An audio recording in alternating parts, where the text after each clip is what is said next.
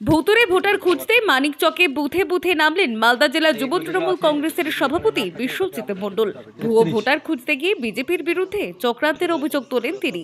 শুক্রবার সকাল সকাল মানিকচক ব্লকের দক্ষিণ চণ্ডীপুর গ্রাম পঞ্চায়েতের 1052 জন ভোটার, এর মধ্যে কয়েকজন ভোটারকে এলাকার মানুষ চেনেন না।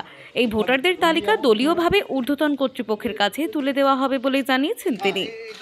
কিছুদিন আগেই আমাদের রাজ্য সম্মেলনে আমাদের জননেত্রী মাননীয় মমতা বন্দ্যোপাধ্যায়, আমাদের সেনাপতি মাননীয় অভিষেক বন্দ্যোপাধ্যায় আমাদের নির্দেশ দিয়েছেন যে বুধে বুধে দলীয় নেতৃত্বদেরকে সঙ্গে নিয়ে যে ভুয়ো ভোটার, সেই ভুয়ো ভোটারগুলোকে খুঁজে বের করতে হবে, চিহ্নিত করতে হবে।